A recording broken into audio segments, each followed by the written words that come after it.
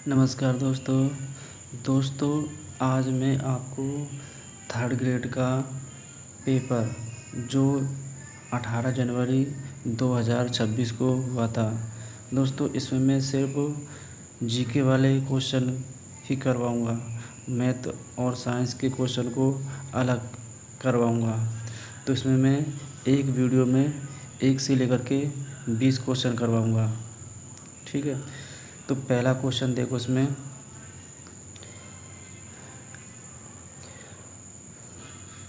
अग्र सक्रिय अभिशासन और समयबद्ध क्रियान्वयन प्रगति परियोजना का लक्ष्य है। नीचे दिए गए विकल्पों में से सबसे उपयुक्त उत्तर चुनें। पहला ऑप्शन क्या है? सशक्त प्रौद्योगिकी के साथ केंद्रीय वीडियो कॉन्फ्रेंसिंग अवसंरचना को मजबूत करना। दूसरा ऑप्शन है राष्ट्रीय ज्ञान नेटवर्क में अभिवृद्धि करना। तीसरा ऑप्शन है एकीकृत मोबाइल एप्लीकेशन में अभिवृद्धि करना। और चौथा ऑप्शन है तुम्हारा दस्तावेज़ों के ऑनलाइन सत्यापन में सुधार करना। और पांचवा क्वेश्चन है अनुत्तरित प्रश्न। दोस्तों, ये जो है प्रगति, ये जो आपको दिखाई दे रहा है प्रगति, इसमें लक्ष्य क्या रखा गया है? इसमें लक्ष्य रखा गया है पहला ऑप्शन सशक्त प्रौद्योगिकी के साथ केंद्रीय वीडियो कॉन्फ्रेंसिंग अवसंरचना को मजबूत करना। जो कर्मचारी चयन बोर्ड है उसने एक क्वेश्चन माना है, इसका राइट आंसर इसका ए होगा।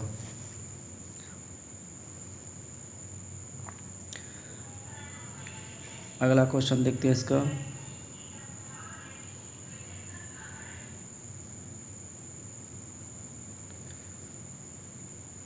दूसरा क्वेश्चन, महाराणा प्रताप के बारे में निम्नलिखित कथनों पर विचार करें। पहला है ए, वह 1572 एडी में मेवाड़ के शासक बने थे। बी, उन्होंने प्रतिबद्ध सामंतों और भीलों का दल एकत्रित किया था। सी ऑप्शन है इसका, उन्होंने अपना ठिकाना कुंभलगढ़ से गोकुंदा स्थानांतरित किया था। और डी ऑप्शन है तुम्हारा, उन्होंने 18 जून 1576 को खमनोर के पास मुगल सेना से संघर्ष किया था, जो हल्दीघाटी युद्ध के नाम से प्रसिद्ध है। नीचे दिए गए विकल्पों में से सबसे उपयुक्त उत्तर चुनें।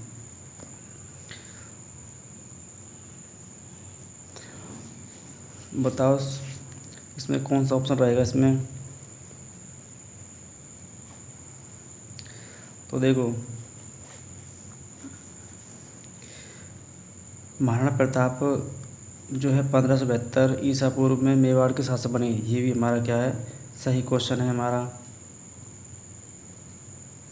पहला ऑप्शन भी क्या है हमारा, सही है।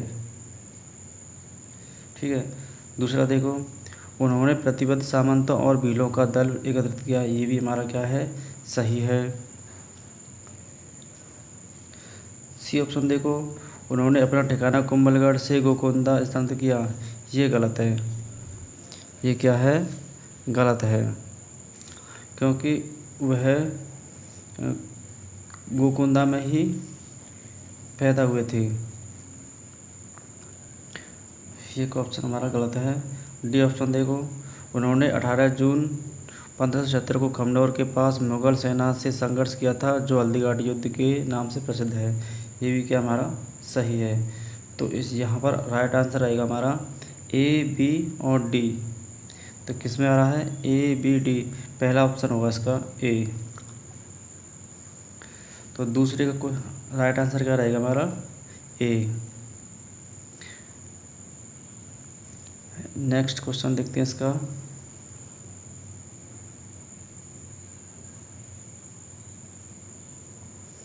तीसरा क्वेश्चन, में राताड़िया री डेरी में एक नवीन हड़प्पा स्थल मिला है। नीचे दिए गए विकल्पों में से सबसे उपयुक्त उत्तर चुनें।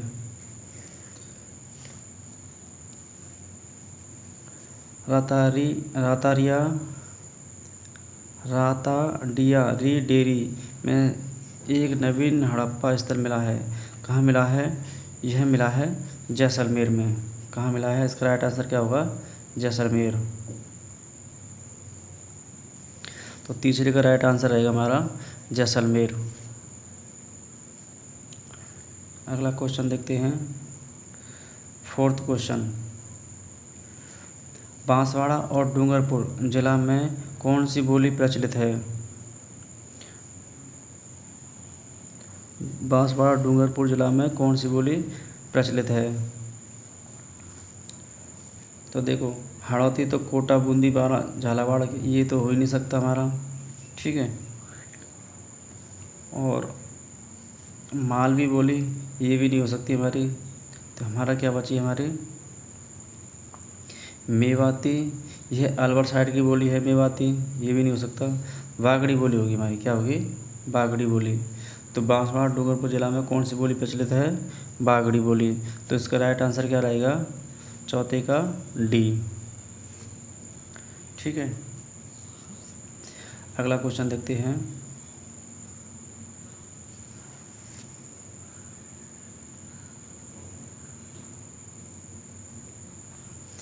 पांचवा क्वेश्चन। राजस्थान के निम्नलिखित भौतिक विभाजन को पूर्व से पश्चिम के क्रम में व्यवस्थित करें।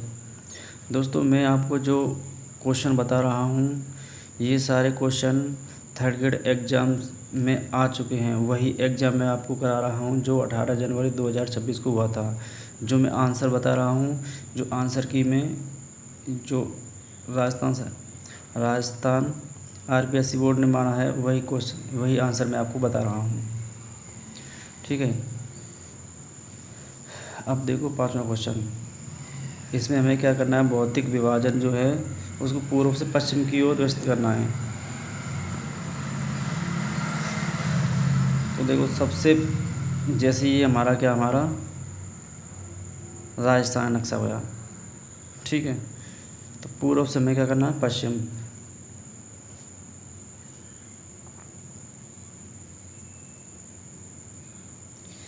दक्षिण पूर्वी राजस्थान पठार हाड़ौती, ये आएगा यहाँ पर हमारा हाड़ौती वाला ये क्षेत्र। दूसरा ऑप्शन क्या है इसमें? पूरी मैदान यहाँ आएगा हमारा।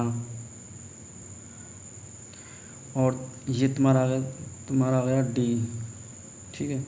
अरावली श्रृंखला ये आती है यहाँ पर हमारी। और तुम्हारा था बालू का, पश्चिमी बालू का मैदान, ये जहाँ था हमारा। और दक्षिण का मैदान ये हमारा यहाँ था है। तो इसमें क्या कह रहा है क्वेश्चन में? राजस्थान के निम्नलिखित भौतिक विभाजन को पूर्व से पश्चिम के क्रम में व्यवस्थित करें। तो क्या पूर्व में सबसे पहले क्या आ रहा हमारा? यह आ रहा दक्षिण पूर्वी राजस्थान पठारी प्रदेश, यह हाड़ौती, डी। तो डी कौन सा? ये वाला ऑप्शन हो नहीं सकता, पहला वाला ये नहीं हो सकता, ये वाला ये नहीं हो सकता। तो हमारा क्या होगा? राइट आंसर इसका डी होगा। तो देखो, दक्षिण पूर्वी राजस्थान पठार, एक तो तुम्हारा यहाँ होगा, एक डी में ऑप्शन, ठीक है। और तुम्हारा दूसरा कौन सा है? इधर को इसको चेंज कर लेता हूँ कलर को।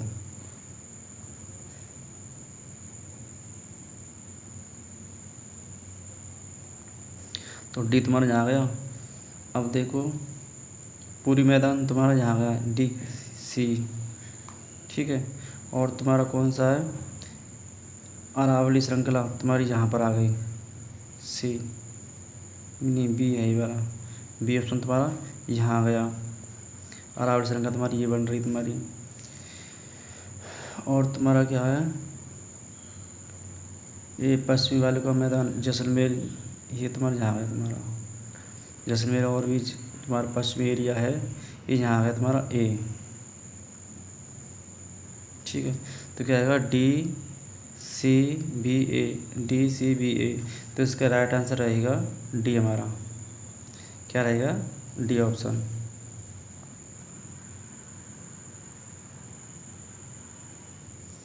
अगला क्वेश्चन देखते हैं इसका, छठवां क्वेश्चन।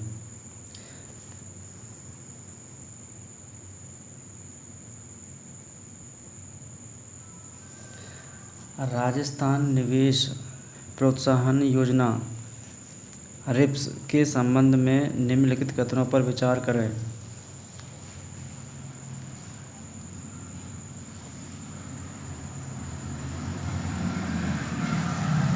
रिप्स 2024 विभिन्न क्षेत्रों में निवेश प्रोत्साहित करने की राजस्थान सरकार की योजना है।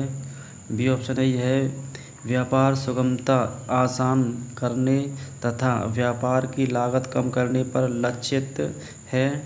सी ऑप्शन है, योजना की क्रियान्वयन अवधि 31 मार्च 2027 तक होगी।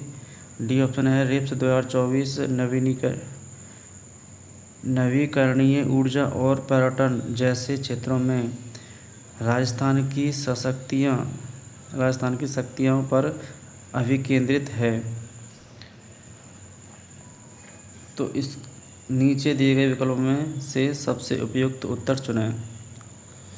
देखो रिप्स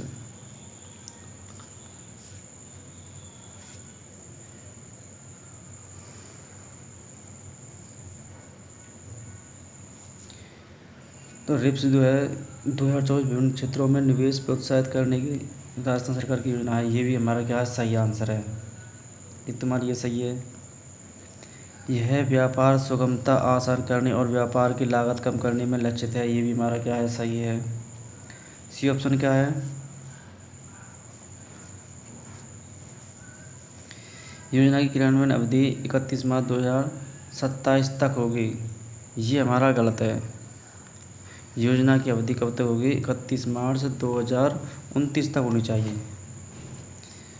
योजना की अवधि कब तक होनी चाहिए, 2029 तक होनी चाहिए। इसकी क्रियान्वयन की अवधि शुरू कब हुआ था, 2024 से। ठीक है, ये हमारा क्या है, गलत है। और रिप्स 2024 नवीनीकरण ऊर्जा और पर्यटन जैसे क्षेत्रों में राजस्थान की शक्तियों पर अभिकेंद्रित है। ये भी हमारा क्या है, सही है। तो देखो आंसर भी क्या दे रखा है इसमें, ए बी डी। कौन से ऑप्शन में दे रखा है, बी ऑप्शन में। तो इसका राइट आंसर क्या होगा हमारा, बी। तो छठे का हमारा राइट आंसर रहेगा बी, ए बी डी। रिप्स 2024 में शुरू हुआ था और इसका जो क्रियान्वयन की अवधि थी 31 मार्च 2029 तक रखा था। तो जो कि ये गलत है, इसमें 2027 दे रखा है। यह पर्यटन को बढ़ावा देने के लिए ही शुरू किया गया था, एक योजना है राजस्थान की। ठीक है, अगला क्वेश्चन देखते हैं अब। 7वां क्वेश्चन,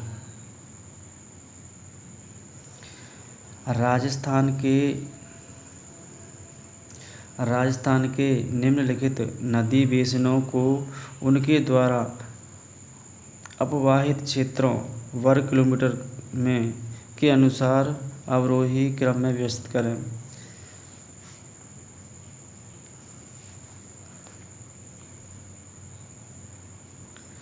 पहला ऑप्शन है चंबल बेसिन, दूसरा ऑप्शन है माही बेसिन, सी ऑप्शन है बाणगंगा बेसिन, डी ऑप्शन है साबरमती बेसिन।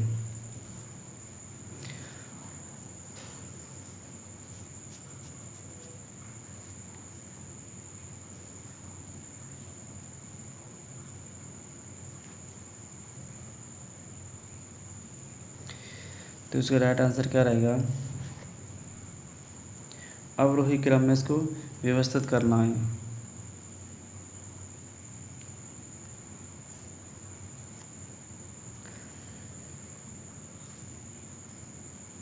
मतलब घटते हुए क्रम में। सबसे ज़्यादा बेसिन किसका होता है, चंबल नदी का। ठीक है, ये सबसे ज़्यादा हुआ है। ठीक है, ए ऑप्शन हो गया हमारा। और सबसे कम किसका होता है, साबरमती नदी का। ये सबसे क्या होता है, कम। ये क्या होता है, अधिक। ये क्या होता है, सबसे कम। अब देखो माही और बाणगंगा बेसिन में सबसे अधिक किसका होता है, इसका होता है माही नदी का। तो माही नदी और बाणगंगा नदी पीछे आएगी। तो ऑप्शन क्या रहेगा, ए बी सी डी। तो इसमें ऑप्शन कौन सा दे रखा है, ए बी सी डी। इसमें नहीं है, इसमें नहीं है, ये नहीं है, ये नहीं है और ये भी नहीं है। तुम्हारा क्या रहेगा राइट आंसर? सी। इसका राइट आंसर क्या रहेगा? सी ऑप्शन रहेगा इसका। क्या रहेगा राइट आंसर इसका? सी ऑप्शन रहेगा इसका।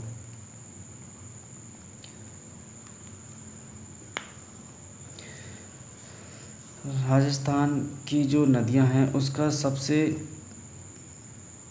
नदी बेसिन रहता है, अववाहित क्षेत्र रहता है, सबसे ज़्यादा रहता है चंबल नदी का, उससे जो 4 ऑप्शन दे रखा है, और सबसे कम होता है साबरमती नदी का।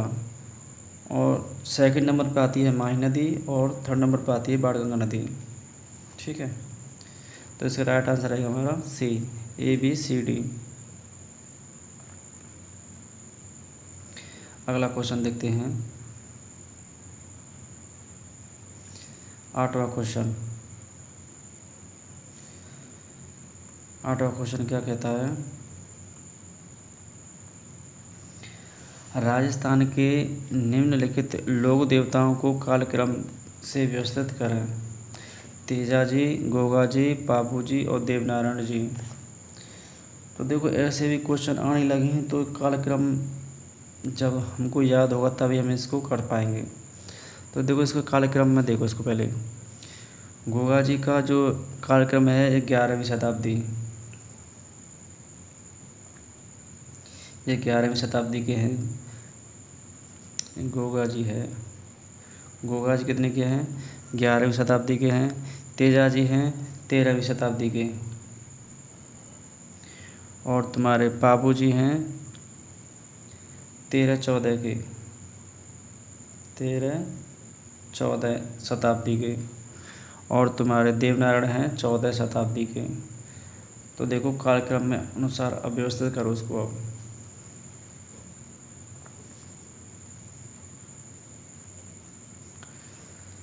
तो सबसे पहले कौन किसका जन्म हुआ था? पहले गोगा जी का। तो सबसे पहले आएगा गोगा जी, पहले आ गया तुम्हारा गोगा जी। ठीक है, उसके बाद क्या आएगा? 11 के बाद क्या था? 13, इसमें आएगा फिर तेजा जी,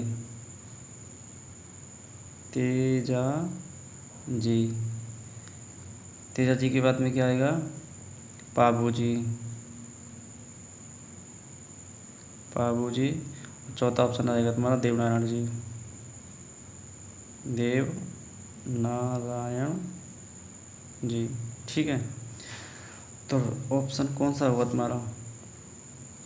तो देखो पहले गोगा जी के कौन से नंबर पे है? बी नंबर पे है।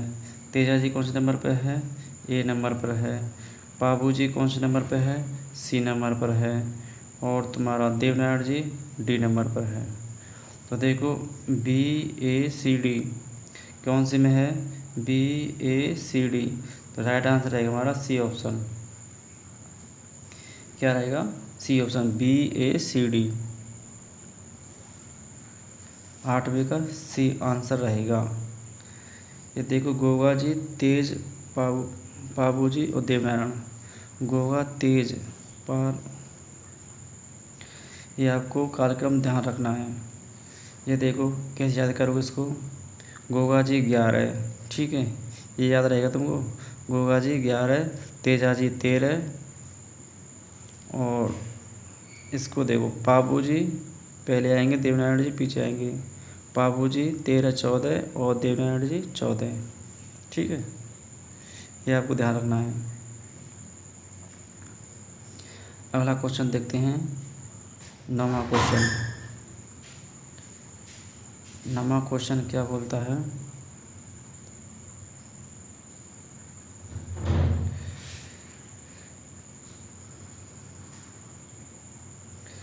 सरिस्का बाघ रिजर्व के बारे में निम्नलिखित में से कौन से कथन सत्य हैं?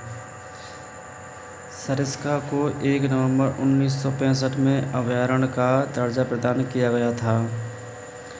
बी ऑप्शन है 1978-79 में इसे बाघ रिजर्व का दर्जा दिया गया था। सी ऑप्शन है इसका वन क्षेत्र लगभग 1213 वर्ग किलोमीटर में विस्तृत है। और डी ऑप्शन है यहाँ पर बाघ के अलावा जंगली सूअर, तेंदुआ और सांभर आदि वन्य जीव भी पाए जाते हैं। नीचे दिए गए विकल्पों में सबसे उपयुक्त उत्तर चुनें।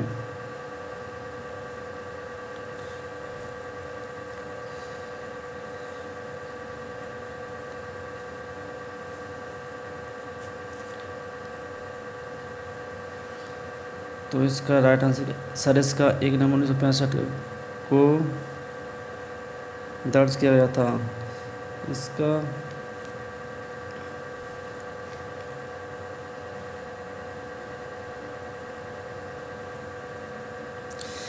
ये पहला ऑप्शन गलत है। कैसे? ये 1965 को नहीं, तो एक 1955 को हुआ था ये वाला। क्या था? 1955। सर इसका को 1 नवंबर 1955 में अभयारण्य का दर्जा प्रदान किया गया था। ठीक है। और 1978 और 79 में से बाघ रिजर्व दर्ज किया गया था। ये हमारा सही है,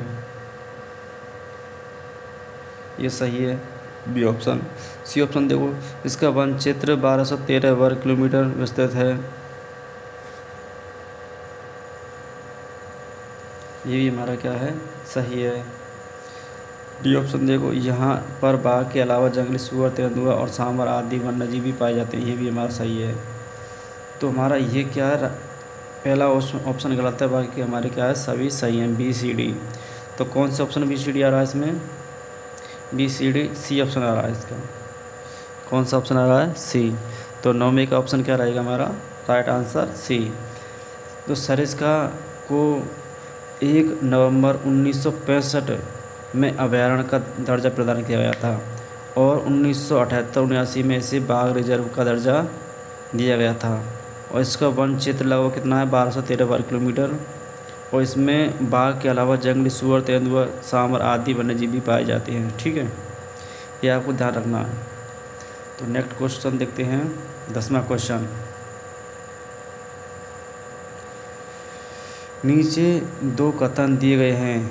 एक अभिकथन ए के रूप में लिखित है तो दूसरा उसके कारण के रूप में।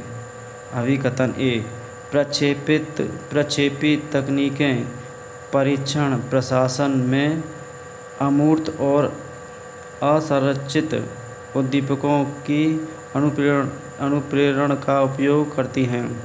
कारण, व्यक्ति अपनी अवचेतन भावनाएं, आकांक्षाएं, दमित विचार को उद्दीपकों पर प्रक्षेपित करता है जो किसी व्यक्ति के आंतरिक संघर्षों और गत्यात्मकता को उद्घाटित करता है। उपयुक्त कथन के आलोक में नीचे दिए गए विकल्पों में से सबसे उपयुक्त चयन कीजिए।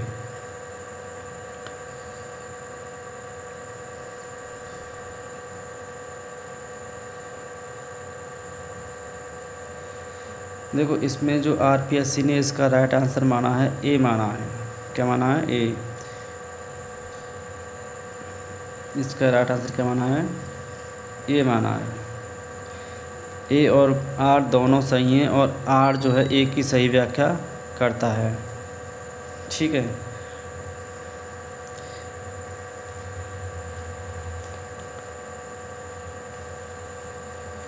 जो हमारी इसमें इंग्लिश देखो, projective technique use abstract and unstructured stimuli in the test administration।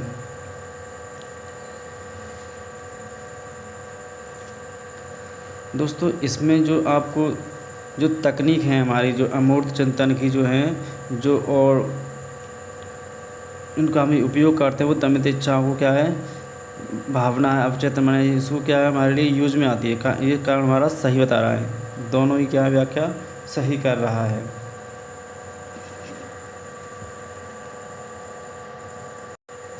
मैं भी चाहता हूँ, अभी किसी का कॉल आ गया था अर्जेंटली, इसलिए मैंने पॉज कर दिया था। तो देखो, जो कथन दे रखा है, क्यों दे रखा है?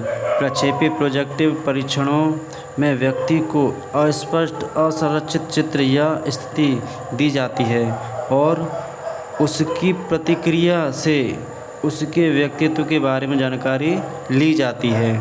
ठीक है, ये तुम्हारा अभिकथन ये हमारा सही है। और दूसरा दो कारण क्या दे रखा है, व्यक्ति अपनी अवचेतन भावनाएं, आकांक्षाएं और दमित विचारों को उद्दीपकों पर प्रक्षेपित करता है।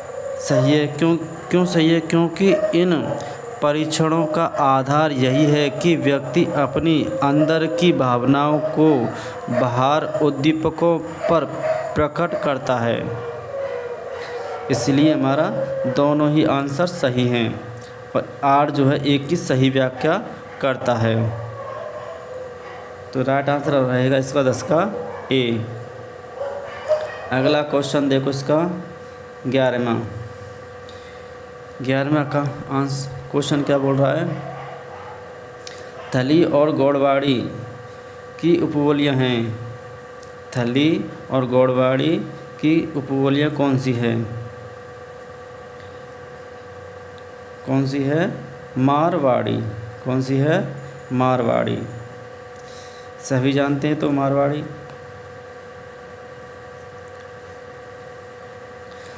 तो 11वें का आंसर रहेगा हमारा बी ऑप्शन।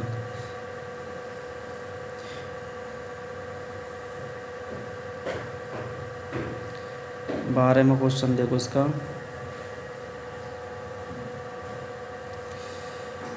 सही कथनों को चुनें। लवणों, माफ़ी चाहता हूँ, ये जो क्वेश्चन है आपका बीच में वैज्ञानिक क्वेश्चन आ गया है, कोई नहीं, इसको भी कर लेते हैं। सभी कथनों को चुनें। लवणों का जल अपघटन विलयन के पीएच के मान में परिवर्तन नहीं लाता।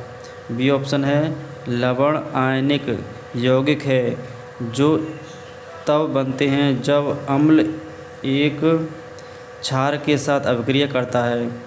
सी ऑप्शन है, अधिक सांद्रता के लवण को डालकर एक रसायन बनाना जो पानी में बहुत कम घुलनशील है के प्रभाव को लवण क्षेपी प्रभाव कहते हैं।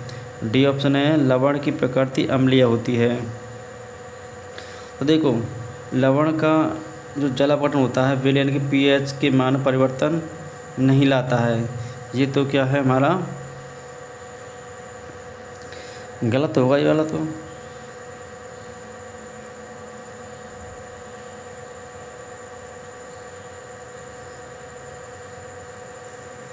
ये हमारा क्या परिवर्तन लाता है, ये ऑप्शन हमारा गलत है, ए ऑप्शन। लवण आयन, हाँ इसमें देखो बी ऑप्शन में क्या दे रखा है, लवण आयनिक यौगिक हैं, ये भी सही है हमारा। और यह क्या है, एक अम्ल और एक क्षार के साथ अभिक्रिया करता है, तभी तो क्या लवण बनता है, ये हमारा सही है, बी ऑप्शन।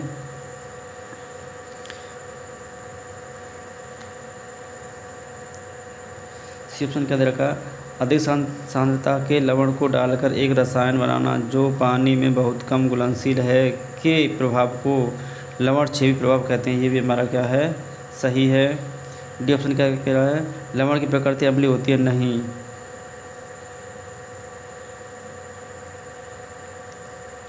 ठीक है, ये ऑप्शन हमारा गलत है। तो राइट आंसर क्या रहेगा, बी और सी। बी और सी कौन से ऑप्शन में, हमारे बी ऑप्शन में। तो इसका राइट आंसर क्या रहेगा 12वीं का बी, और राइट आंसर बी रहेगा। अगला क्वेश्चन देखते हैं, 13वां क्वेश्चन। 13वां क्वेश्चन क्या क्या कह रहा है, नीचे दो कथन दिए गए हैं, अभिकथन और कारण। तो देखो अभिकथन पढ़ते हैं पहले। राजस्थान देश के लगभग 94% जिप्सम का उत्पादन करता है। और कारण दे रखा है इसको हटा देता हूँ पहले।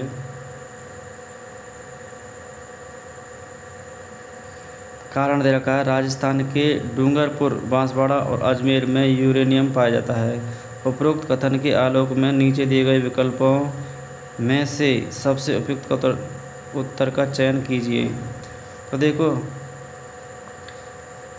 पहला जो कथन है ये किसके बारे में बता रहा है, जिप्सम के बारे में बता रहा है। दूसरा कथन किसके बारे में बता रहा है, यूरेनियम के बारे में बता रहा है। तो ये तो क्या दोनों का क्या है, सही से व्याख्या नहीं कर रहा है, इसकी व्याख्या क्या है, सही व्याख्या नहीं कर रहा है। लेकिन ये सही है, कथन, ये हमारा क्या है, पहला कथन और ये दूसरा कथन, ये दोनों हमारे सही हैं, लेकिन इसकी व्याख्या सही नहीं कर रहा है। कैसे? ये जिप्सम के बारे में बता रहा है, ये यूरेनियम के बारे में बता रहा है। ठीक है, तो ए और आर दोनों सही हैं, ए और आर दोनों सही हैं, लेकिन आर जो है ए की व्याख्या नहीं करता है। इसका राइट आंसर बी रहेगा 13वें का। समझ में आ गया? हम इसमें क्वेश्चन में क्या दे रखा है, जो कथन और कारण दे रखे हैं ये दोनों सही हैं, लेकिन क्या है, व्याख्या अलग अलग है। अगर इसमें जिप्सम के बारे में दे रखा होता तो तब क्या हमारा व्याख्या सही करता, या फिर इसमें यूरेनियम का होता दोनों में, तब भी क्या है, हमारा व्याख्या करता। इसमें व्याख्या नहीं कर रहा है, दोनों क्या मैच नहीं खा रहे हैं, इसलिए क्या है, इसकी व्याख्या नहीं कर रहा है। इसका ऑप्शन होगा इसलिए हमारा बी ऑप्शन। अगला क्वेश्चन देखते हैं, 13वां क्वेश्चन, 14वां क्वेश्चन, 13 में हो गया ना, 14वां क्वेश्चन। 14वां क्वेश्चन क्या कह रहा है, राजस्थान की 16वीं विधानसभा का अध्यक्ष कौन था? सभी जानते हैं, वासुदेव देवनानी। तो इसका राइट आंसर क्या रहेगा, वासुदेव देवनानी राजस्थान की 16वीं विधानसभा का अध्यक्ष थे। तो 14वें का राइट आंसर रहेगा हमारा ए। अगला क्वेश्चन देखते हैं, 15वां क्वेश्चन।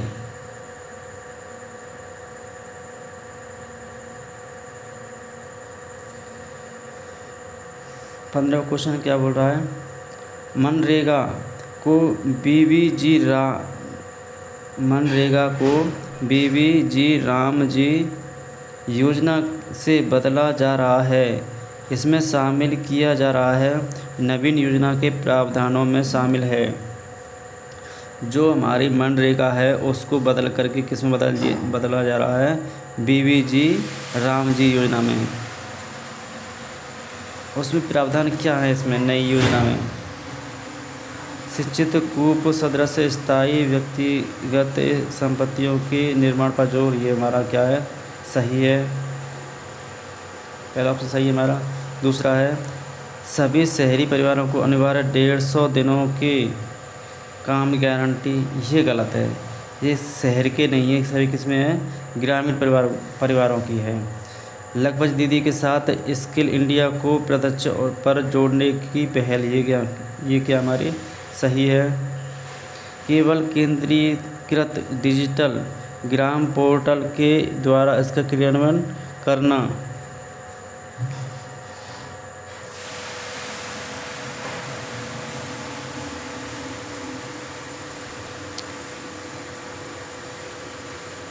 ये भी क्या हमारा गलत है। केवल आ गया तो इसमें क्या है, गलत है। केवल डिजिटलीकृत नहीं करना है, इस पर काम भी करना है। तो इसमें ऑप्शन रहेगा ए और सी। ए और सी किस ऑप्शन में है, सी ऑप्शन में है। तो 15वें का ऑप्शन रहेगा हमारा राइट आंसर सी, ए और सी। अगला क्वेश्चन देखते हैं, 16वां क्वेश्चन।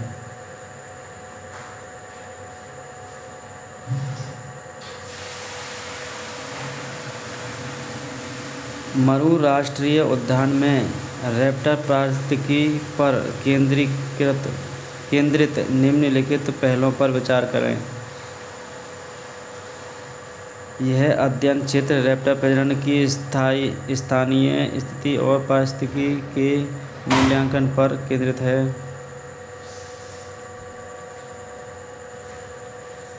सही है,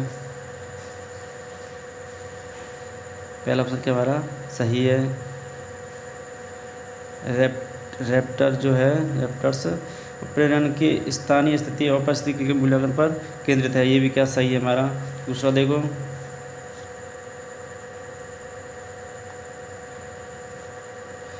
यह परियोजना भारतीय वन्यजीव संस्थान द्वारा शुरू की गई थी, ये भी क्या है, सही है।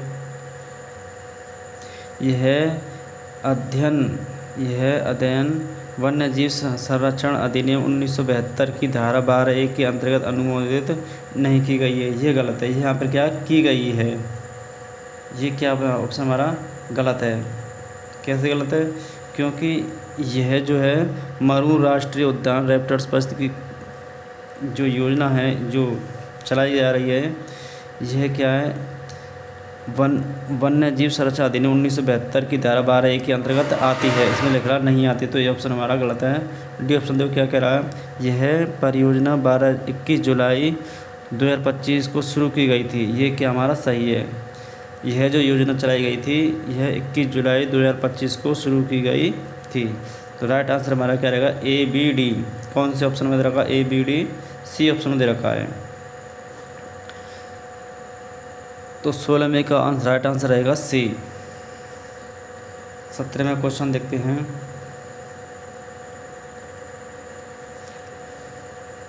हाँ, इसमें क्या मिलान करना है, इस राजस्थान के नृत्य और उसके जिला और क्षेत्र। देखो सभी जानते हैं गुड़ला नृत्य, गैर, गीदड़, गुड़ला, वालर। इधर दे रखा है जोधपुर, सिरोही क्षेत्र, मेवाड़ और बाड़मेर क्षेत्र और शेखावाटी क्षेत्र। देखो गीदड़ नृत्य है, ये किसका नृत्य है, शेखावाटी का, ये सभी जानते हैं। गुड़ला नृत्य किसका है, जोधपुर का है। ठीक है।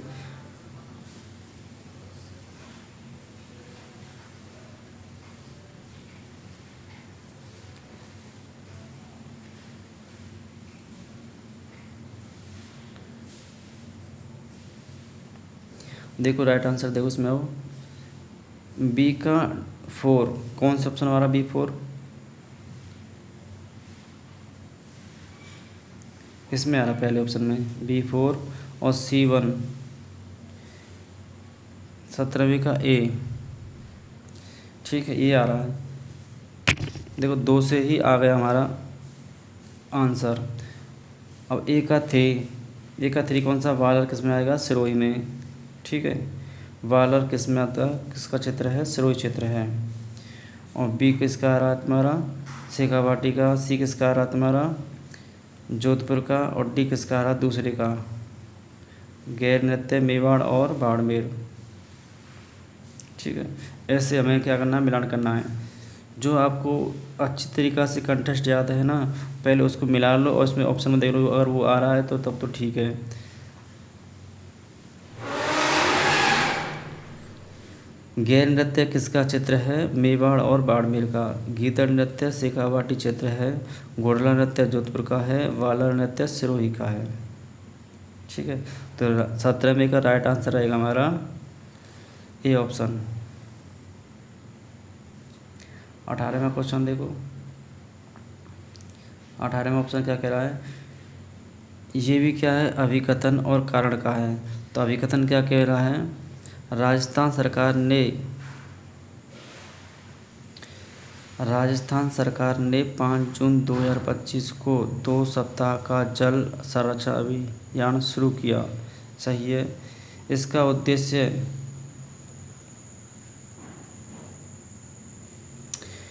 उद्देश्य परंपरागत जल संसाधनों का पुनरुद्धार करना, जल संभरण संरचनाओं का निर्माण करना और भूजल पुनर्भरण करना।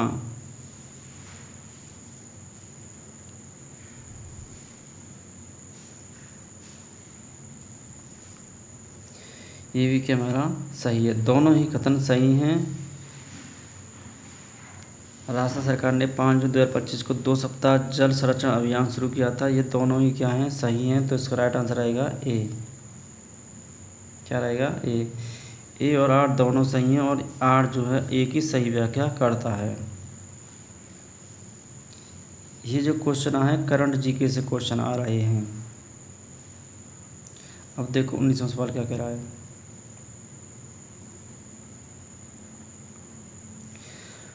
उच्च उपलब्धि आवश्यकता वाले व्यक्तियों के संबंध में असत्य कथन की पहचान करें।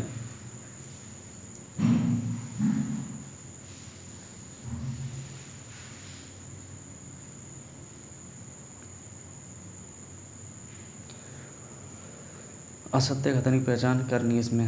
ये देखो, वे मध्यम चुनौतीपूर्ण कार्यों पर काम करने को प्राथमिकता देते हैं जिनमें सफलता प्रत्याशित होती है। वे अत्यंत आसान कार्यों और बहुत कठिन कार्यों पर काम करने को प्राथमिकता देते हैं। सी ऑप्शन दे रखा है, जब वे सफल होते हैं तब वे यथार्थवादी ढंग से अपनी आकांक्षाओं के स्तर को बढ़ाते हैं। डी ऑप्शन दे रखा है, वे उन परिस्थितियों में काम करना पसंद करते हैं जिनमें परिणामों पर उनका कुछ नियंत्रण होता है।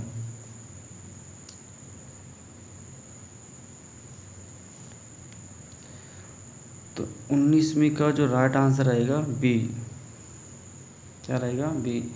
जो कर्मचारी चयन बोर्ड है उसने बी ऑप्शन माना है।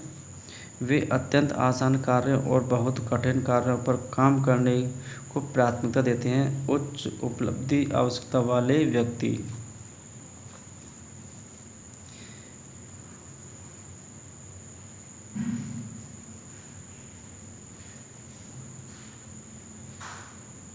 ठीक है, 2 रहेंगे इसके आंसर। बी ऑप्शन रहेगा इसका राइट आंसर। 20वां देखो ये भी क्या हमारा समय वाला क्वेश्चन आ गया। डेट ऑफ बर्थ याद करनी होगी इसमें भी। कालक्रम,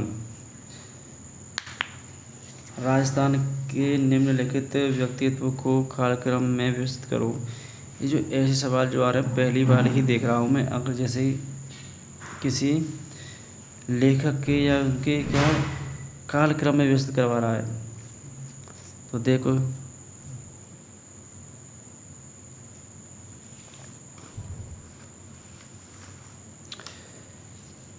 कर्पूर चंद कुलिस, कोमल कोठारी, कृपाल सिंह शेखावत और जगजीत सिंह।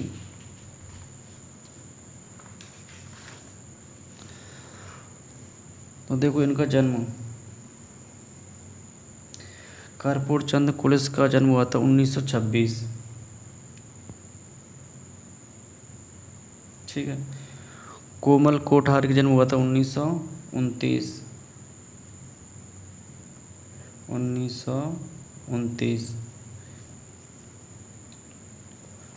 और कृपाल सिंह शेखावत का जन्म हुआ था 1922।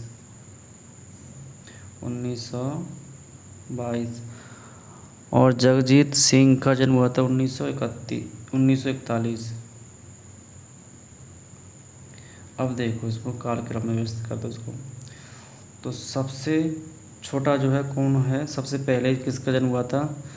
ये 26, 29, 22 और 41। सबसे पहले हुआ कृपाल सिंह। कृपाल सिंह, कर्पूर चंद, कोमल कोठारी और जगजीत सिंह। देखो CABD। तो राइट आंसर रहेगा हमारा बी ऑप्शन। देखो वैसे ही देख लो, पहले कृपाल सिंह शेखावत सबसे पहले, उसके बाद क्या आ रहा है कर्पूर चंद, उसके बाद कोमल कोठारी, सबसे लास्ट में आ रहा है जगजीत सिंह। कृपाल, कर्पूर चंद कुलिस, कोमल कोठारी और जगजीत सिंह। ये कालक्रम आपको याद रखना है। क्या पता आगे जो थर्ड ग्रेड एग्ज़ाम हो उसमें भी आ सकता है ये वाला क्वेश्चन। तो दोस्तों आज के लिए इतना ही काफ़ी है। इसमें मैंने आपको 20 क्वेश्चन किया हैं थर्ड ग्रेड के जीके के क्वेश्चन, और आगे नेक्स्ट वीडियो में ही 20 क्वेश्चन और दूंगा जो थर्ड ग्रेड एग्ज़ाम हुआ था। तो इस सीरीज में आपको मैं थर्ड ग्रेड के जो एग्ज़ाम हो चुके हैं सिर्फ जीके का अलग पार्ट रहेगा, और मैथ का अलग पार्ट रहेगा, साइंस का अलग पार्ट रहेगा, और तुम्हारा कंप्यूटर का अलग पार्ट रहेगा। ये सारे को क्या मैं अलग अलग करके ही पढ़ाऊँगा। ठीक है। जो आंसर की है ये सब ऑथेंटिक ही आंसर की है जो राजस्थान कर्मचारी चयन बोर्ड ने मानी है। इसमें आपका प्रीवियस क्वेश्चन की नॉलेज हो जाएगी और आपको पता पड़ जाएगा कैसे क्वेश्चन आ रहे हैं, हमें कैसा याद करना है। तो मिलते हैं नेक्स्ट क्लास में। तो पहले मैं एक बात कहना चाहता हूँ, अगर मेरा चैनल आपको मेरा कंटेंट समझ में आ रहा है तो लाइक करें, शेयर करें, सब्सक्राइब करें और बेल आइकन को दबा दें, ताकि जब भी मैं आपको वीडियो डालूँ तो आपके पास नोटिफिकेशन आ जाए। तो मिलते हैं नेक्स्ट क्लास में, तब तक के लिए धन्यवाद, थैंक यू।